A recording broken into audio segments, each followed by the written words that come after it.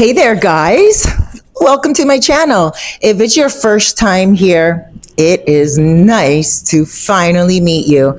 My name is Cerise Fairfax, and I am located right here in the Dominican Republic. I'm located in a little area called Los Cheramicos. I live in the local area in a province called Puerto Plata, and also in a municipal by the name of Sosua. Welcome.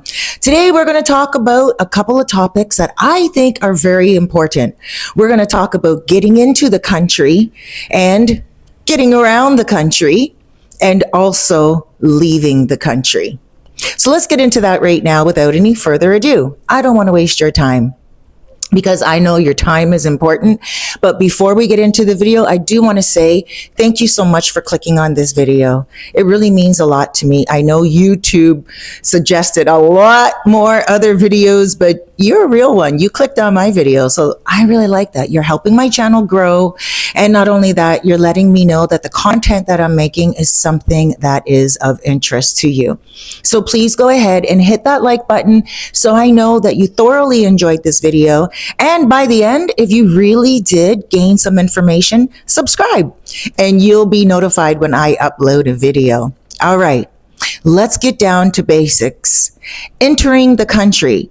As a relocation specialist and a person that helps people find apartments, short-term, long-term here in the Dominican Republic, more specifically on the North Coast, one of the questions that I always get, well, more often than not, is where do you exchange your money when you're coming into the country? Very important question. When things are priced here in dollars, it's always American dollars, not Canadian. I'm Canadian. I would love for the Canadian dollar to be a lot stronger, but right now it's not. Currency exchange. Sometimes it's 54, 56, 58. The average is 58, but right now it's 60. Now let's get into exchanging the money, because when you exchange your money, you're coming into the country, you're like, well, what do I do? Can I use my American dollars? Can I use my Canadian dollars or your Swiss money or your whatever? You can use American dollars in certain restaurants, but if you're going to use an American dollar, chances are you're not going to get the change back that is the currency for that day. They are only going to give you the average amount back. So always make sure that you have pesos. I think that's the safest route to go. Where do you get your pesos? Well, definitely don't get them at the airport. At the airport, you're not going to get the best exchange rate at all. Everything is more expensive at the airport, as most things are in the world, whether it is a coffee, a sandwich, whatever. You're always going to pay more at the airport, and that means that the airport doesn't have it within your interest to give you the best exchange rate.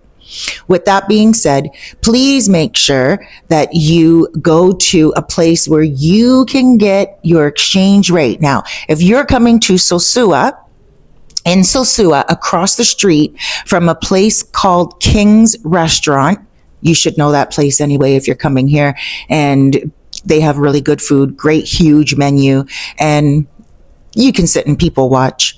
But anyway, King's Restaurant, across from King's Restaurant, there's a little hut. Okay, you go in there and some people might think it's seedy because there's this little guy behind a gate and he's like this and you can't even see him. It's all dark. It's like something from the movies, and you bend down in the window and you tell him how much you got. So you got $100 American, you give him that and he'll give you back in pesos. His exchange rates are really good. Like, he gives back good money. And just to give you another landmark around it, beside the dollar store and also beside Meg Bar, M-A-G bar, upstairs, there's Sliced Pizza. Okay, so it's kind of like right downstairs from Sliced Pizza. That's a really good spot. You can also exchange your money at Cabarete Express. There are two Cabarete Expresses in Sosua. One is very closely located to La Serena, which is the old Superpola. And the other one is located in Los Cheramicos near Caribe Tours. It's a bus depot. There's Caribe Tours and Caribe Express. Caribe Tours is for buses. Caribe Express is for exchanging your money. There is a Caribe Express in Cabarete. So if you're in Cabarete, there's one there as well. Sometimes the banks, they don't give great exchange rates. Not all the time, sometimes. Okay, so that's exchanging your money, a very important one. Now, getting around town, that is something that a lot of people ask as well. How do you get around town? We have three main modes of transportation. We have a local bus. It's called the guagua, G-U-A, but G's are silent in Spanish, so guagua is what you can call it. It's a local bus. I love it. It's great. Sometimes they play like good Christian tunes on there. You'll find a lot of the older women traveling on that bus, going back and forth from Cabarete or wherever they go, wherever they live to go to work. And also it is more economical. Now, you can also take something called the public car.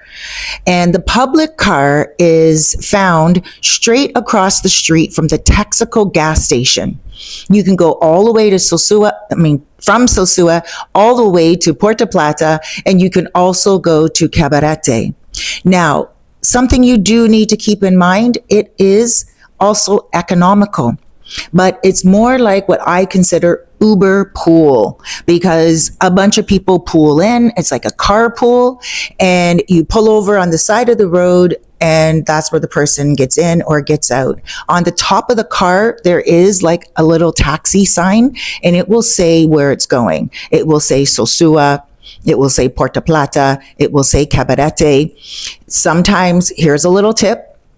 Sometimes if it's you and like maybe three other people traveling or two other people traveling, you can ask the driver if you can pay the whole fee for the car, and he will not pull over and pick up anyone else. So it's generally about 100 pesos per person from Sosua to Puerto Plata. And normally he can fit 6 people in that car, right? 4 in the back, 2 in the front. Yes, they squeeze in. So don't expect any seatbelts to be working. Don't expect it to be a high modern taxi either. The other mode of transportation is motorcycle taxi, motoconcho is what we call it here. I like motoconchos. I have one motoconcho that I use regularly. When he's not available, I always have one that I can always have on call. Now, motorcycle taxis and also any type of taxi that you're going to take. Wait, let me back up a little bit. Rewind, selecta. Those are our 3 modes of transportation, the main ones. But you can also get yourself a private driver, and that's a taxi cab. They have taxi stand booths. There's one right beside King's Restaurant as well. There's also one by the casino over by the beach, Playa Sosua, and they wear yellow tops. But if you ever need a driver going from the airport or just around town, give me a shout. I have taxi drivers that I work closely with that will also give you good rates. Okay? Now, that is not the regular mode of transportation here, because most people who are Dominican or who are expats here, we don't spend that much money on transportation usually. If somebody is someone who's like, for instance, an expat, they'll most likely have their own vehicle, whether it's a scooter or if it is something like a car, or they will have their own regular motoconcho like what I have. And not only that, you always want to make sure that you get people's WhatsApps. Okay. If you arrive here and you're not in contact with me and you're just winging it on your own, then make sure you get the person's number, especially if they give you a good rate, especially if you liked their personality and their service. Make sure you say to them, can I have your WhatsApp number? WhatsApp is our main form of communication here in the Dominican Republic. If you don't have it, you should get it. So now, again, the three modes of transportation: motorcycle, carpool, bus. I will say this to you. The bus is the same price for everyone. They're not going to charge you more. Before you get on the bus, you can ask them how much it costs. The same thing with the carpool, public car. Motorcycle taxis, those guys will charge you sometimes what they want, right? Until they get to know you, especially if they know that you are a foreigner. So make sure you connect with someone like myself that will be able to help you get a motorcycle taxi that's going to take you around and treat you really good and not take advantage of you. And they don't mean to take advantage of you. It's just that gasoline is expensive. Time is also worth a lot as well. So they want to make sure that they are getting their best price possible. Now, before you get on a motorcycle, make sure you ask them how much. Don't always assume that it's going to be the same price. Some people make the same mistake. They will be in their Airbnb, let's say somewhere near the beach, right? At a resort. They decide that they're going to go all the way up to Playa Chiquita and they're going to go to, in the evening time, to the casino to go have some fun and enjoy some time. And the motor concho that they used the night before charged them 150 pesos. The next night they go, that motor concho is not around because they're busy. You didn't get their WhatsApp number to tell them to pick you up. So you go outside and you're like, oh, you grab the motorcycle that's available and you don't ask them how much. They take you to the casino, you get off the bike and they say 200 pesos, please. And then you'll be like, what? It's only 150. They'll be like, no, it's 200 with me. So you always want to negotiate before you go. They are not regulated. They don't work for anybody but themselves. Okay. So that's why I'm saying always get the motor control number that you like. Different people have different motorcycles. I like certain motorcycles. There's certain motorcycles that I don't like sitting on. I'm a tall woman. I'm 5'9" almost. And so there's certain motorcycles that I don't like getting on. I like the Gatos. I like the Platinos. I like certain makes and models. So make sure that when you're on a motorcycle as well, if it's not a comfy ride and you're like, oh my gosh, this is too bouncy, or oh my gosh, like this is uncomfortable. I feel like I'm going to fall off, or I'm slipping off the back, or there's nothing on the back to hold on to. Because some people like to hold on to the back until they're more comfortable holding on to nothing. Like I just sit on the motorcycle like this and I put my hands, like my palms on my knees, right? And I put my purse in front of me. So that's how I ride the motorcycle. But I notice that a lot of newbies here, they like to hold on to something on the back, and not everybody has that rack on the back. So you may feel a little bit nervous on the motorcycle and be like, oh my gosh, no way, I'll never take another motorcycle again. Keep in mind that every motorcycle is different. Okay. Now, and even some makes are different. Some people don't get their shocks done. Some people don't get their brakes done. So make sure you get with a motor concho that is very responsible. They have a helmet. Not everyone wears a helmet here, but if you see a motor concho with a helmet on and a nice bike, then you know that he takes his job very seriously. Okay. Now that's traveling around town. Now let's talk about leaving the country. Leaving the country is such a huge question for so many people that get relocation consultations from me or visiting consultations from me. They want to know if they stay longer than 30 days, what happens, right? Because the visa is for 30 days that they give you when you come over on your flight. One thing I can say to you is don't worry when you get here. You can stay for 10 years without ever going for your residency. No police officers are going to pull you over and deport you if you are living a clean lifestyle and you're just doing your own thing, going to the beach, going to some bars, going to some nice restaurants, maybe a jazz night, maybe you're going to a live band, maybe you're going out for karaoke, maybe you're going to go play dominoes at the river. It doesn't matter what you're doing, okay? It's just a beautiful vibe. Nobody is going to bother you. Just mind your business, and no one's going to mind your business for you. Now, you might be thinking, well, isn't that like illegal to stay in a country without the government knowing? Once you clock in at the airport, you're documented. The only thing is that you don't have the permission to drive after 30 days. You can't drive a vehicle after 30 days. Now, you can do whatever else you want. When you leave the country, no matter how long you're here for, 60 days or 60 months, you will have to pay something at the airport. It is not a fine. It is called exit fees, overstay fee. That's exactly what it's called. And if you look it up on the internet, I'll put a little link in the description of where you can find it as well. And what you do is you look it up online on Google, Dominican Republic overstay fees. And they're right there. When you get to the airport, you will also see it right up on the wall. And they take your passport from you and they say, okay, you stayed a year. This is how much you're going to pay. And you pay that amount before you leave. Now, you'll see in the description with the link, it's not very much. If somebody's here for, let's say, 8 years, they may pay $1,000 to leave. And I'm only giving it a roundabout number by what I heard a few weeks ago. So, because the prices went up a little bit.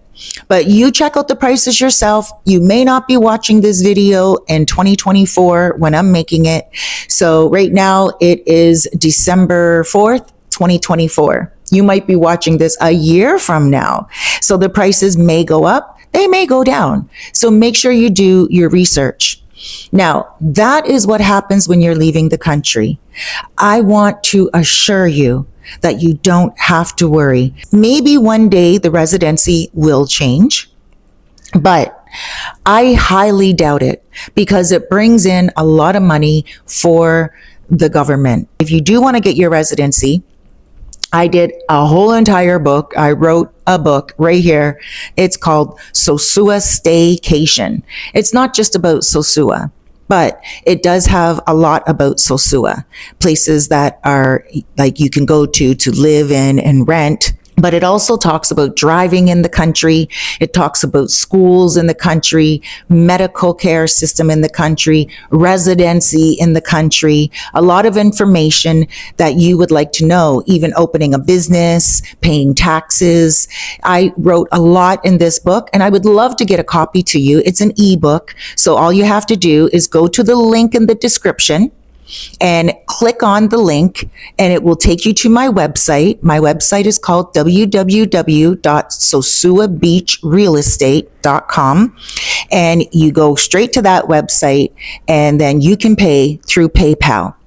It is packed with information and I wrote it with you in mind, whether you're coming on vacation or staycation. And it will give you all the information that you need in regards to residency. I also did a few videos here on YouTube on residency, permanent residency, temporary residency, and also pension residency. So check out those videos and I will put those links down below as well. So you can watch those because maybe there's a residency that does not apply to you and you don't want to apply for that one. All right, guys. So just to wrap up, when you come into the country, you don't need a lot of money on you in pesos right away. Remember, it's more expensive at the airport. So if you don't have any pesos at all, when you get into your taxi, get your taxi driver to take you directly to one of those places that you can get your cash in pesos. Your taxi driver shouldn't charge you anymore just to sit and wait for you. Ask your driver how much more he'll charge you for that. Now, he probably may just say to you, oh, just give me what you want, because there's no price for that. It's just really kindness at the end of the day. And again, when you're traveling around, you're going to have the guagua, GUA, that's the local bus, very economically priced. And then you also have your Uber pool, which is called the public car. And then you have your motoconcho. If you want a private driver, let me know. I have a lot of private drivers that I can set you up with. And there's always a taxi somewhere that you can get on the street. But make sure you talk to them and ask what prices you should be paying. And guys, I just want to say to you, thank you so much, especially if you are a loyal subscriber and you have been with me since day one. I thank you so much. And not only that, again, if you're new here, thank you so much for clicking onto this video. Huge. Oh, wait, let's back up and rewind again.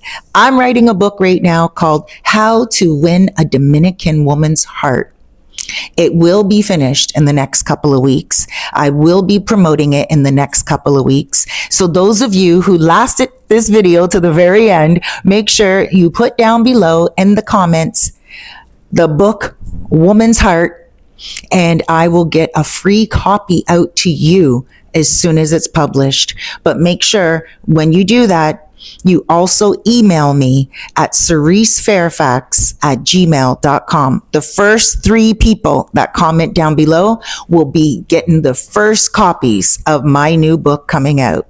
And again, it's going to be a good one because I'm packing it with a lot of information on how to win the heart of a Dominican woman. All right, guys, take care of yourself. Huge hugs, loads of love, big blesses. Be good to yourself out there.